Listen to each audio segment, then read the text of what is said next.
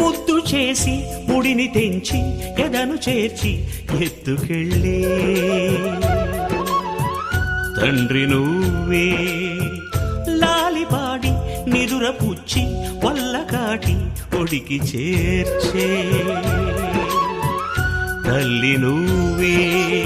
లెక్కలే చెల్లెరా బంధమే తీరెరా పాలించరా. పంట పండిందిరా కరుణామయ కడ తెర్చరా.